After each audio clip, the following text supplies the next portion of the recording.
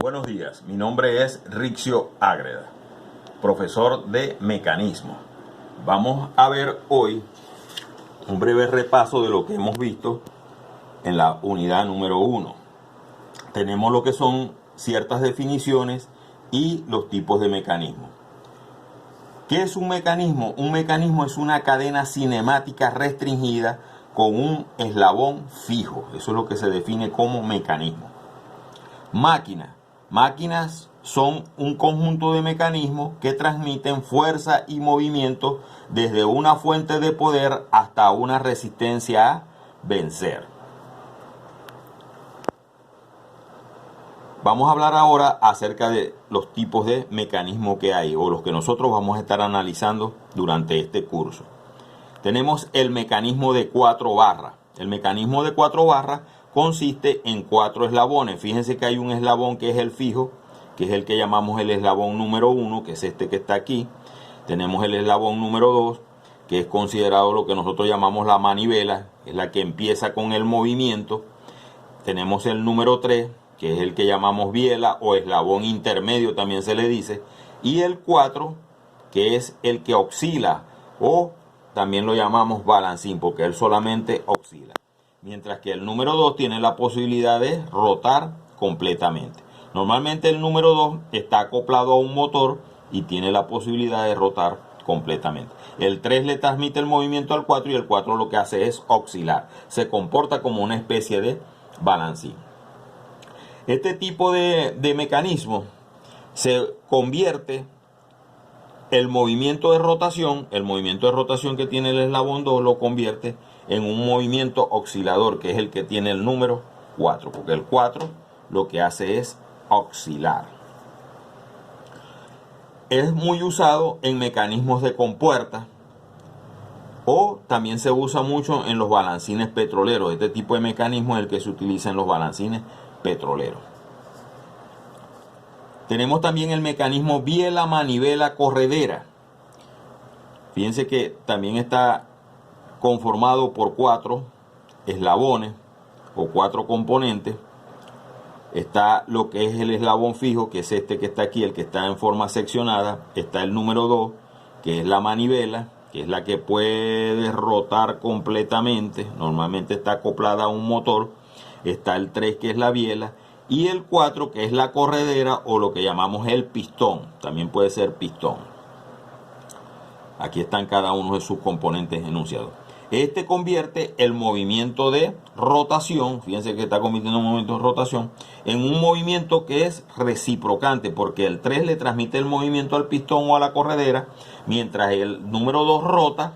Entonces el 4 lo que hace es ir y venir, ir y venir. Por eso decimos que está convirtiendo el movimiento de rotación en movimiento reciprocante. El ejemplo más conocido es el motor de combustión interna, donde nosotros tenemos el pistón, por supuesto la biela, y lo que es esta parte que está aquí, la manivela, que lo conformaría lo que es el cigüeñal del motor. También es usado en lo que son las bombas reciprocantes. La mayoría de las bombas en los sistemas petroleros, ahí existen mucho lo que son las bombas reciprocantes, aunque también hay bombas que son centrífugas. También tenemos el mecanismo de leva y seguidor. La leva, que está conformada, normalmente tiene como una forma así de pera, más o menos, y el seguidor. Mientras la leva rota, entonces el seguidor sigue el movimiento o el contorno o el perfil que tiene la leva. Entonces mientras ella va rotando, el seguidor sube y baja. Es decir, está convirtiendo un movimiento de rotación en un movimiento lineal. Eso es lo que hace la leva y el seguidor. Es usado en lo que son las válvulas de admisión y escape en el motor del carro y se usa también en los controladores de válvulas automáticas. Eso es en los sistemas petroleros ya. También tenemos el mecanismo de engranaje. Podemos tener mecanismo de engranaje recto o podemos tener tornillos sin fin, aunque también hay engranajes helicoidales y engranajes cónicos. Ellos se utilizan para transmitir movimiento entre dos ejes que son paralelos. Fíjense que este eje es paralelo a este y se pueden transmitir el movimiento a través de los engranajes. O también entre ejes que son perpendiculares, porque si tenemos este sin fin, este tornillo sin fin, acoplado a esta rueda, entonces fíjense que Los dos ejes, el eje de la rueda con el eje del sinfín, están formando 90 grados. Es decir, que pueden transmitir movimiento entre ejes paralelos en este caso y entre ejes perpendiculares. Es muy usado en reductores de velocidad, también se usa en cajas de engranaje, en las cajas de transmisión de los automóviles. Se usa mucho lo que son estos sistemas. Está también el mecanismo de polea, que por supuesto la polea, que son estas dos que están aquí, van acompañadas de lo que son las correas. Pueden ser correas o también pueden ser cadenas. El uso se usa en transmisión de movimiento entre dos ejes paralelos. Este eje que está aquí es paralelo a este eje que está aquí. Se está transmitiendo el movimiento entre los dos ejes y los dos ejes son paralelos. Se usa en el caso de compresores. Siempre normalmente vemos un motor y el compresor aquí en la parte de arriba. O también en sistemas de bomba. Hay un motor acoplado a lo que es el sistema de la bomba. ¿Cómo se puede transmitir el movimiento? La transmisión del movimiento se puede hacer a través de un eslabón intermedio, como es el caso de estos dos que están aquí, el de 4 barras y el de biela, manivela, corredera.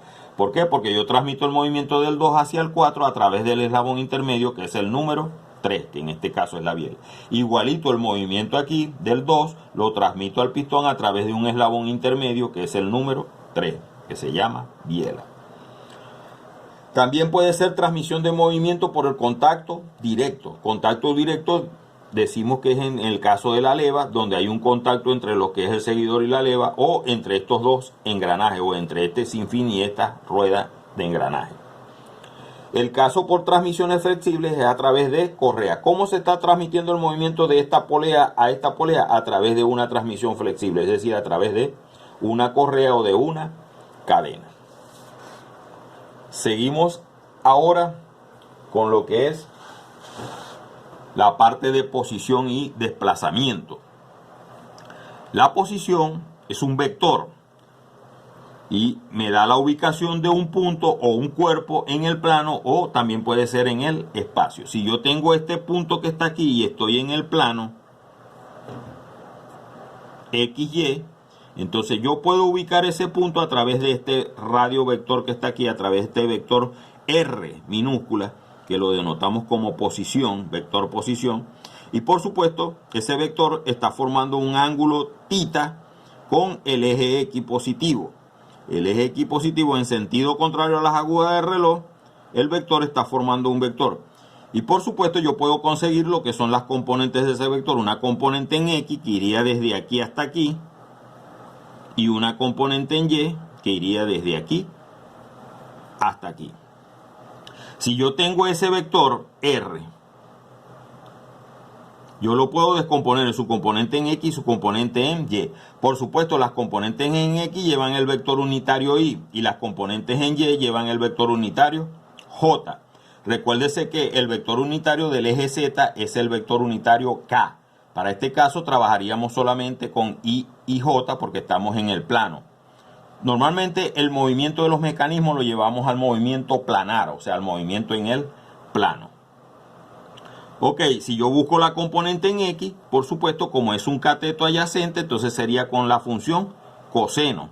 Y si busco la componente en Y, que iría desde aquí hasta aquí, sería un cateto opuesto, entonces trabajaría con la función seno. Es decir, esto que está aquí, esto que estoy señalando aquí, es la componente en X, y esto que está aquí, esto que estoy señalando aquí, fíjense que no involucro la J ni la I, es la componente en Y. ¿Cómo calculo el módulo de ese vector?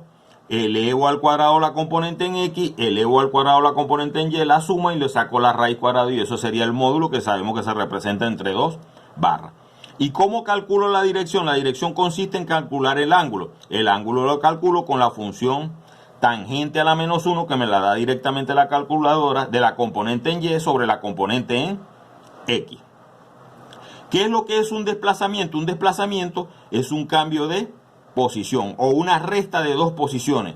Es decir, yo puedo decir que es la posición 2 menos la posición 1. Esto me daría un desplazamiento, o sea, la resta de dos posiciones o un cambio de posición. ¿Y qué es lo que es el movimiento en sí? Una serie de desplazamientos. Cada vez que me voy desplazando, entonces estoy realizando un movimiento. En el plano, el movimiento puede ser de traslación, puede ser de rotación o puede ser la combinación de los dos. Esto se ha visto en la parte de la materia que se llama dinámica, que se ve antes de ver esta materia mecanismo.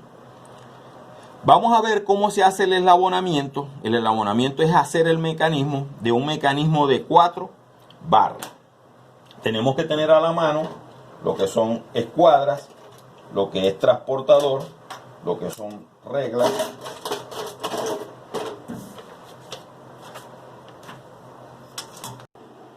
bueno, teniendo a la mano lo que son escuadras, transportador y reglas, y por supuesto también un compás que debemos tenerlo a la mano, podemos hacer lo que es el eslabonamiento. El eslabonamiento consiste en hacer lo que es el mecanismo. R1 lo llamamos lo que es la parte del eslabón fijo. R2 lo que es la manivela. R3 lo que es la biela. Y R4 lo que es el balancín. Vamos a dibujarlo ahora en forma más oscura para que ustedes lo visualicen mejor. Primero debo trazar una horizontal para este caso de mecanismo, que es donde yo estoy considerando que el R1 es en forma horizontal. Fíjense que lo voy a trazar aquí. Y por supuesto, debo colocarlo con una longitud. En este caso me están dando 10 centímetros. Entonces lo coloco que vale 10 centímetros. Este es el R1, lo que yo llamo el R1. O el eslabón fijo también. Este es el eslabón que es fijo, el que no se mueve. Entonces, siempre me deben dar la longitud de los eslabones y me deben dar el ángulo θ2. θ2 es el ángulo que está formando el eslabón número 2 con la horizontal, en sentido contrario a las agujas del reloj. Este se considera que es el eje X, el mismo eslabón R1 se considera que es el eje X, y mido lo que es el ángulo de 65 grados utilizando el transportador. Fíjense que aquí estoy utilizando el transportador para medir lo que son los 65 grados. Me está haciendo como una marquita por aquí los 65. Entonces, esta la uno con este punto que tengo aquí y trazo lo que es el R2. Ahí tengo el R2 o la longitud de la manivela. R2 es la manivela. Vean que la estoy trazando, ¿eh? Y por supuesto me están diciendo que vale 2,5. Si la mido aquí, me doy cuenta que vale 2,5 centímetros en este caso. Para trazar lo que es R3 y R4, yo tengo estos dos puntos que están aquí. Estos dos puntos los tengo. Entonces mido lo que vale R3. R3 vale 9. Lo mido aquí en la regla con el compás. Vale 9. Fíjense que estoy marcando 9. Y me paro aquí para marcar R3. Entonces hago esta especie de semicurva aquí. Y mido lo que vale R4, que vale 7,5. R4 vale 7,5. Lo mido aquí en el compás. Vale 7,5. Entonces me paro ahora de este lado, ¿ves? Y trazo, pum, y hago lo que es una X aquí. Donde se intersectan las dos, allí va a estar el extremo este. El extremo de lo que es R3, que fíjense que tiene un valor de 9. Y R4, que tiene un valor de 7,5, que es el valor que estamos dando al principio.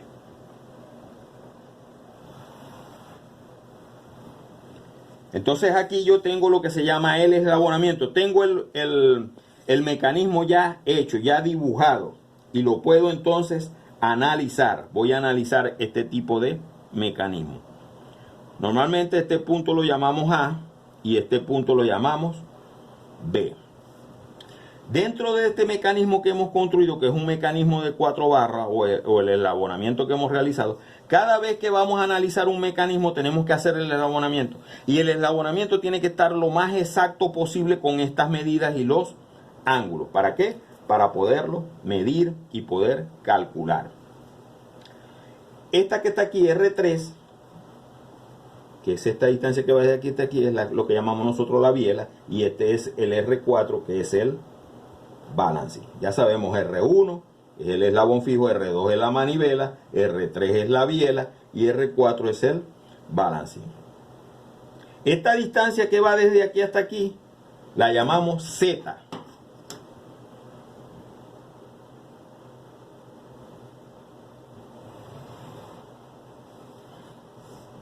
La distancia que va desde aquí hasta aquí la llamamos Z. Este ángulo que se formó aquí lo llamamos alfa. Este ángulo que se formó aquí lo llamamos beta. El ángulo que está formando el eslabón 2 con la horizontal es el eje X, que en este caso es el mismo eslabón 1, lo llamamos θ 2. El ángulo que está formando el eslabón 3 con la horizontal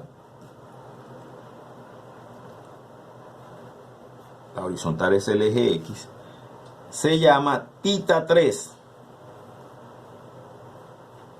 Y el ángulo que forma el eslabón 4 con la horizontal, voy a hacer una extensión aquí del R1, se llama θ 4. El ángulo que forma la biela con el balancín se llama gamma, es este que está aquí. A gamma se le dice también ángulo de transmisión. A este ángulo se le dice ángulo de transmisión. Y es el ángulo formado por la biela y el balancín.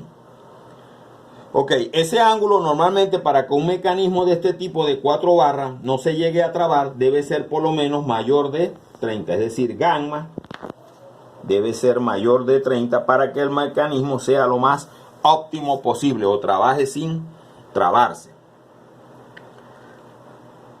Ok, nosotros podemos calcular el valor de Z con esta fórmula trabajando con la ley del coseno. Por supuesto, esta distancia que es R1 elevada al cuadrado más esta distancia R2 elevada al cuadrado menos 2 veces R1 por R2 por el coseno del ángulo que ellos dos están formando, R2 y R1 están formando a θ 2, la tenemos aquí, ¿ves? Aquí la tenemos. Y por supuesto que ese sería el valor de Z al cuadrado. Si yo aplico raíz de este lado y raíz de este lado, me queda que Z es igual a esta fórmula que está aquí. Las fórmulas son la forma analítica de hacer los cálculos de los ángulos. Y por supuesto, si yo mido, me debe dar aproximadamente lo mismo. Aquí me está dando 9,2. Si yo agarro los valores de R1, lo elevo al cuadrado, R2 lo elevo al cuadrado, lo multiplico por menos, le resto menos 2 veces R1 por R2 por el coseno de 65, me da 9,22. Es decir, esta distancia que está aquí debe dar igual con la fórmula. O sea, la que yo hago gráficamente y la que hago con la fórmula. Cada vez que aplico una fórmula, lo estoy haciendo analíticamente. Y cuando lo hago gráficamente es cuando trabajo con las reglas. Entonces, para la fórmula del ángulo de transmisión es esta que está aquí. Para la fórmula de alfa es esta que está aquí. Para la fórmula de beta es esta que está aquí. Acuérdense que Z es este valor que me dé aquí. Para el ángulo θ 4 es esta que está aquí.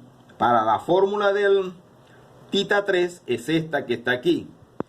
Y estos dos ángulos que son el máximo y el mínimo del ángulo de transmisión. Recuérdense que debemos cuidar de que ese ángulo sea siempre mayor que 30 cuando estoy diseñando un mecanismo de este tipo de 4 barras. Entonces siempre debo cuidar de que ese ángulo no vaya a ser menor de 30 grados. Si veo que uno de estos ángulos me da menor de 30 grados o el ángulo de transmisión me está dando menor, tengo que cambiar las dimensiones del mecanismo para lo que yo vaya a hacer. Entonces, vuelvo a repetir, cuando lo hago con la fórmula lo estoy haciendo analíticamente y cuando lo hago con las reglas y las escuadras y el transportador lo estoy haciendo gráficamente.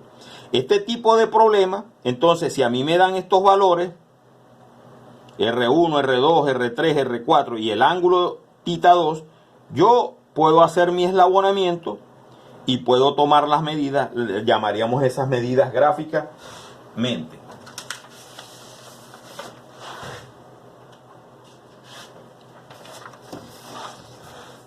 Y para el caso de la fórmula, entonces yo lo puedo hacer analíticamente.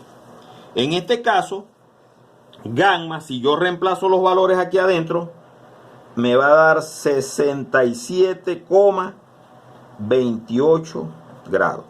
Alfa, si lo calculo, me da 64,16 grados. Beta, si lo calculo, me da 14,20 grados. Si calculo tita 4 me da 101,64 grados.